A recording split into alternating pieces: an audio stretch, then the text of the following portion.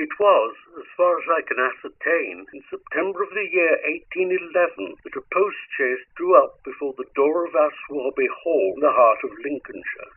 The little boy, who was the only passenger in the chaise, and who jumped out as soon as it had stopped, looked about him with the keenest curiosity during the short interval that elapsed between the ringing of the bell and the opening of the hall door.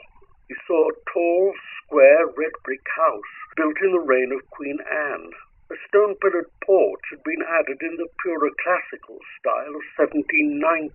The windows of the house were many, tall and narrow, with small panes and thick white woodwork. A pediment, pierced with a round window, crowned the front. There were wings to right and left, connected by curious glazed galleries, supported by colonnades to the central block. These wings plainly contained the stables and offices of the house. Each was surrounded by an ornamental cupola with a gilded vane. An evening light shone on the building, making the window panes glow like so many fires. Away from the hall, in front, stretched a flat park studded with oaks and fringed with firs, which stood out against the sky. The clock in the church tower, buried in trees on the edge of the park, only its golden weathercock catching the light, was striking 6, and the sound came gently beating down the wind. It was altogether a pleasant impression, though tinged with the sort of melancholy appropriate to an evening in early autumn that was conveyed to the mind of the boy who was standing in the porch waiting for the door to open to him. The post-chaise had brought him from Warwickshire, where, some 6 months before, he had been left an orphan. Now, owing to the generous offer of his elderly cousin, Mr. Abney, he had come to live at HEARTSby.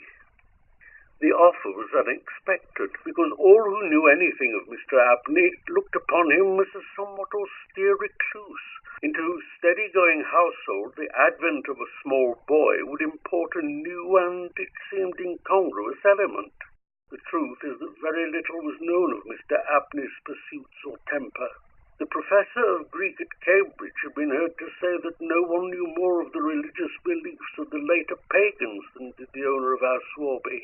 Certainly his library contained all the then available books bearing on the mysteries, the Orphic poems, the worship of Mithras and the Neoplatonists.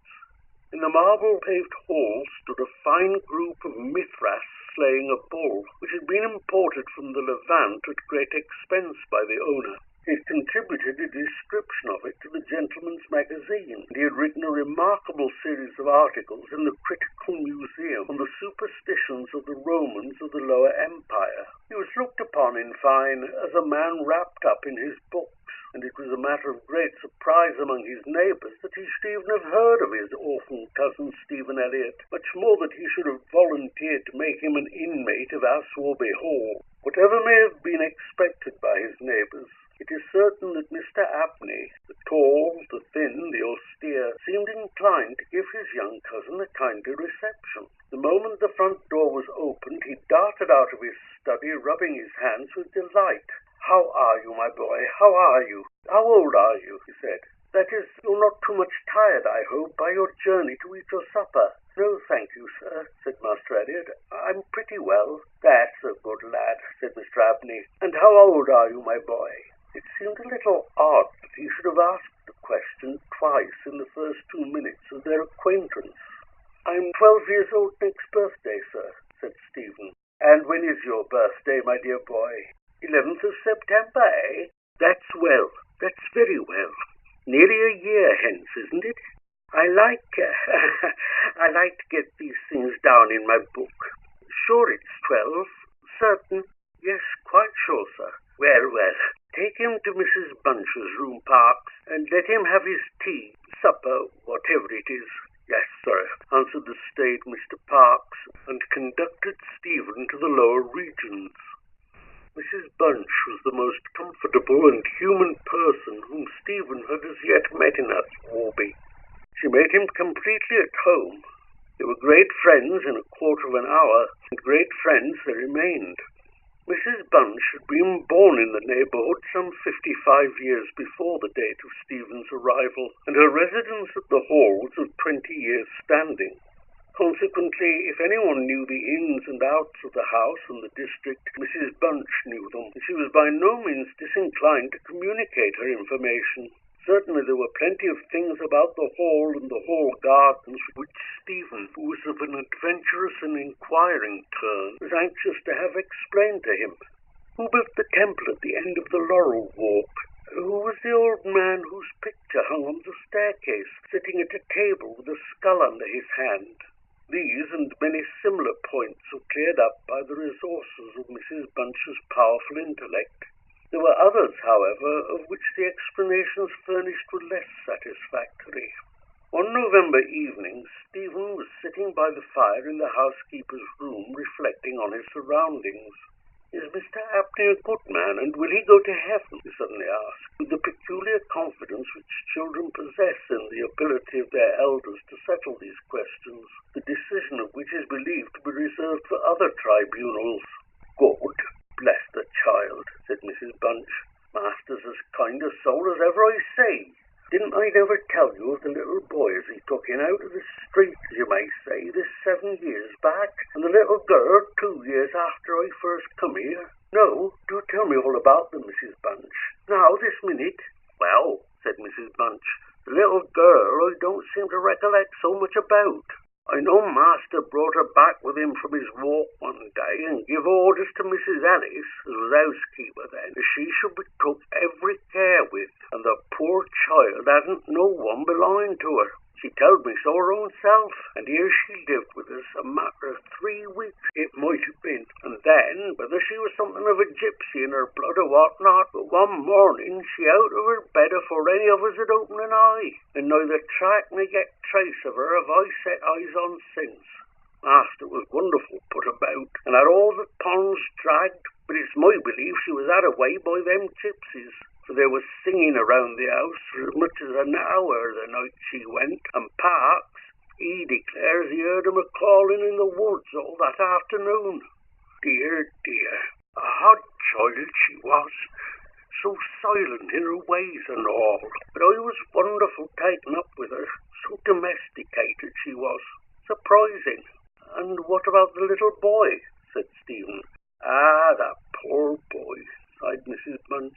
"He were a foreigner, Giovanni he called hisself, and he come a-tweaking his hurdy-gurdy rounding about the drive one winter day, and Master had him in that minute, and asked all about where he came from, and how old he was, and how he made his way, and where was his relatives, and all as kind as heart could wish. It went the same way with him. They're a unruly lot, them foreign nations, I do suppose, and he was off one fine morning just the same as the girl. Why he went and what he done was our question for as much as a year after.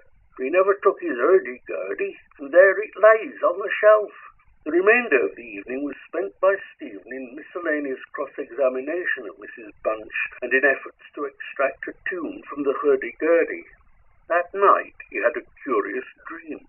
At the end of the passage at the top of the house, in which his bedroom was situated, there was an old, disused bathroom. It was kept locked, but the upper half of the door was glazed, and since the muslin curtains which used to hang there had long been gone, you could look in and see the lead-lined bath affixed to the wall on the right hand, with its head towards the window. On the night of what I am speaking, Stephen Elliott found himself, as he thought, looking through the glazed door. The moon was shining through the window, and he was gazing at a figure which lay in the bath.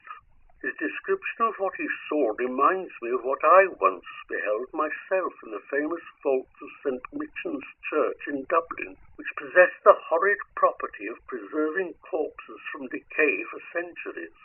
A figure inexpressibly thin and pathetic, of a dusty leaden colour, enveloped in a shroud-like garment, the thin lips crooked into a faint and dreadful smile, the hands pressed tightly over the region of the heart.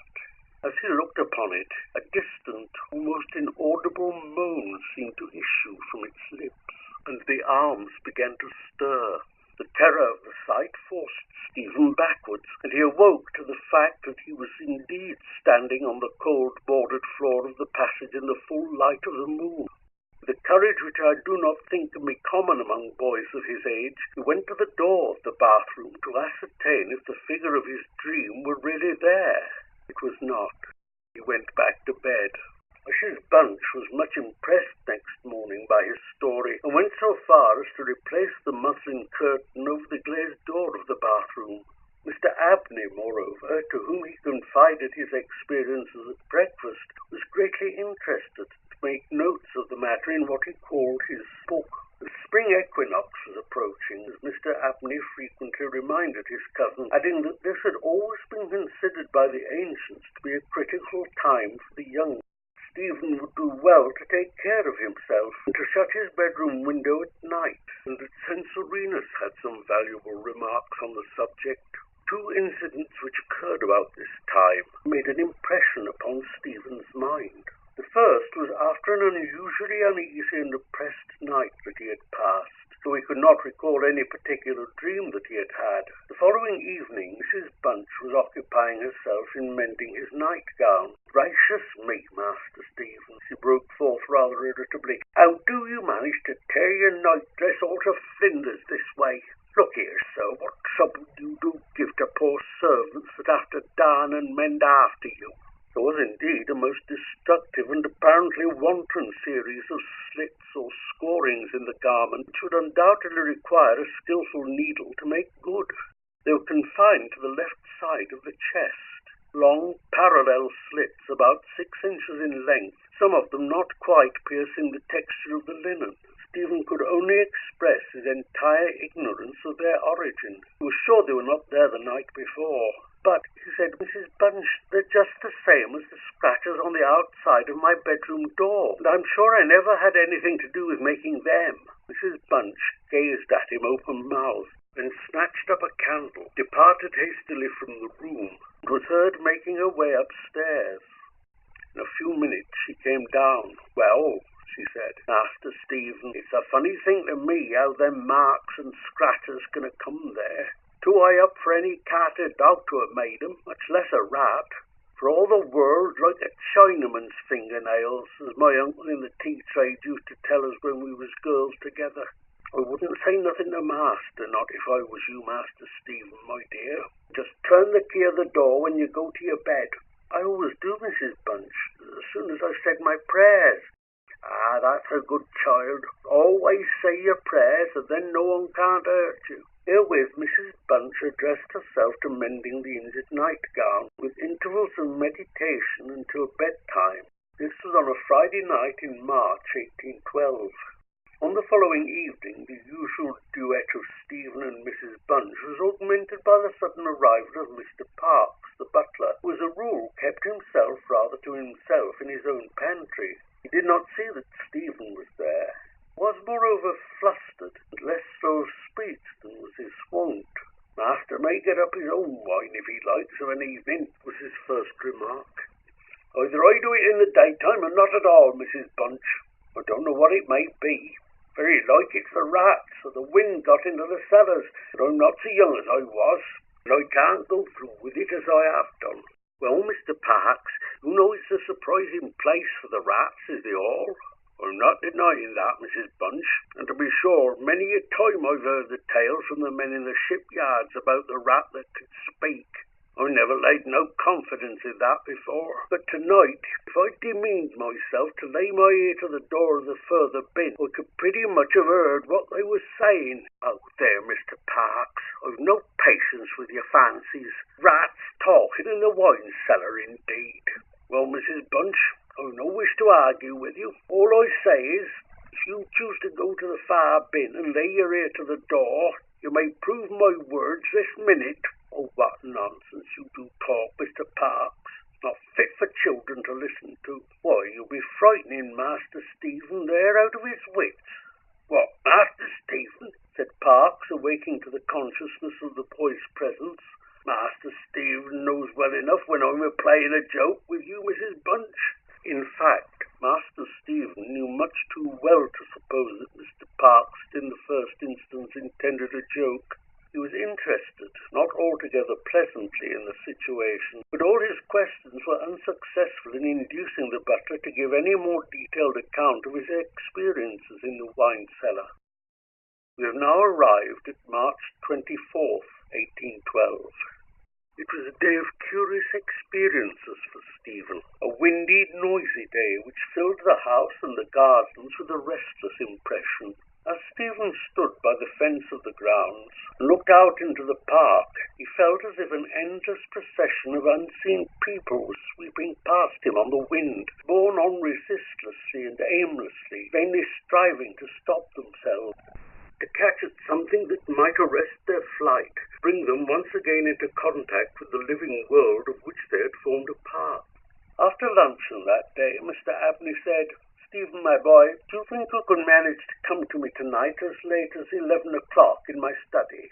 I shall be busy until that time, but I wish to show you something connected with your future life, which it is most important that you should know. Not to mention this matter to Mrs. Bunch, nor to anyone else in the house. And you better go to your room at the usual time." Here was a new excitement added to life. Stephen eagerly grasped at the opportunity of sitting up till 11 o'clock. He looked in at the library door on his way upstairs that evening, and he saw a brazier, which he'd often noticed in the corner of the room, moved out before the fire. An old silver-gilt cup stood on the table, filled with red wine. Some written sheets of paper lay near to it. Mr. Abney was sprinkling some incense on the brazier from a round silver box as Stephen passed. Did not seem to notice his step. The wind had fallen. There was a still night and a full moon. At about 10 o'clock, Stephen was standing at the open window of his bedroom looking out over the country. Still as the night was, the mysterious population of the distant moonlit woods was not yet lulled to rest. From time to time, strange cries as of lost and despairing wanderers sounded from across the mere. They might be the notes of owls or water birds, yet they did not quite resemble either sound. Were not they coming nearer? Now they sounded from the nearer side of the water, and in a few moments they seemed to be floating about among the shrubberies. Then they ceased. But just as Stephen was thinking of shutting the window and resuming his reading of Robinson Crusoe, he caught sight of two figures standing on the gravelled terrace that ran along the garden side of the hall. The figures of a boy and a girl, as it seemed. They stood side by side, looking up at the windows. Something in the form of the girl recalled irresistibly his dream of the figure in the bath. The boy inspired him with more acute fear. Whilst the girl stood still, half smiling, with her hands clasped over her heart, the boy, a thin shape with black hair and ragged clothing, raised his arms in the air with an appearance of menace and of unappeasable hunger and longing. The moon shone upon his almost transparent hands, and Stephen saw that the nails were fearfully long, that the light shone through them.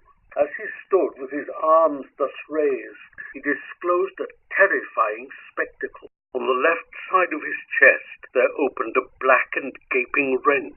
There fell upon Stephen's brain, rather than upon his ear, the impression of one of those hungry and desolate cries that he had heard resounding over the woods of Aswarby all that evening. In another moment this dreadful pair had moved swiftly and noiselessly over the dry gravel, and he saw them no more. Inexpressibly frightened as he was, he determined to take his candle and go down to Mr. Abney's study. The hour appointed for their meeting was near at hand. The study or library opened out of the front hall on one side, and Stephen, urged on by his terrors, did not take long in getting there. To effect an entrance was not easy. The door was not locked, he felt sure, for the key was on the outside of it as usual. His repeated knocks produced no answer. Mr. Abney was engaged. He was speaking. What? Why did he try to cry out? And why was the cry choked in his throat? Had he, too, seen the mysterious children? Now everything was quiet, and the door yielded to Stephen's terrified and frantic pushing. On On the table in Mr. Abney's study, certain papers were found which explained the situation to Stephen Elliott when he was of an age to understand them. The most important sentences were as follows. It was a belief very strongly and generally held by the ancients, of whose wisdom in these matters I have had such experiences induces me to place confidence in their assertions, that by enacting certain processes, which to us moderns have something of a barbaric complexion, a very remarkable enlightenment of the spiritual faculties in man may be attained. That, for example, by absorbing the personalities of a certain number of his fellow creatures, an individual may gain a complete ascendancy over those orders of spiritual beings which control the elemental forces of our universe. It was recorded of Simon Magus that he was able to fly in the air, to become invisible, or to assume any form he pleased by the agency of the soul of a boy whom, to use the libellous phrase employed by the author of the Clementine Recognitions, he had murdered. I find it set down, moreover, with considerable detail in the writings of Hermes Trismegistus, that similar happy results may be produced by the absorption of the hearts of not less than 3 human beings below the age of 21 years. To the testing of the truth of this receipt, I have devoted the greater part of the last 20 years, selecting as the corpora vidia of my experiment such persons as could conveniently be removed without occasioning a sensible gap in society. The first step I effected by the removal of one Phoebe Stanley, a girl of gypsy extraction, on March 24, 1792. The second by the removal of a wandering Italian lad named Giovanni Paoli, the night of March 23, 1805. The final victim, to employ a word repugnant in the highest degree to my feelings, must be my cousin Stephen Elliott. His day must be this March 24th, 1812. The best means of effecting the required absorption is to remove the heart from the living subject, to reduce it to ashes, and to mingle them with about a pint of some red wine, preferably port. The remains of the first 2 subjects, at least, it will be well to conceal. A disused bathroom or wine cellar will be found convenient for such a purpose. Some annoyance may be experienced from the psychic portion of the subjects, which popular language dignifies with the name of ghosts. But the man of philosophic temperament, to whom alone the experiment is appropriate, will be little prone to attach importance to the feeble efforts of these beings to wreak their vengeance on him. I contemplate with the liveliest satisfaction the enlarged and emancipated existence which the experiment, if successful, will confer on me, not only placing me beyond the reach of human justice, so-called, but eliminating to a greater extent the prospect of death itself. Mr. Abney was found in his chair, his head thrown back, his face stamped with an expression of rage, fright, and mortal pain. In his left side was a terrible lacerated wound exposing the heart. There was no blood on his hands, and a long knife that lay on the table was perfectly clean. A savage wildcat might have inflicted the injuries. The window of the study was open, and it was the opinion of the coroner that Mr. Abney had met his death by the agency of some wild creature. But Stephen Elliott's study of the papers I have quoted led him to a very different conclusion.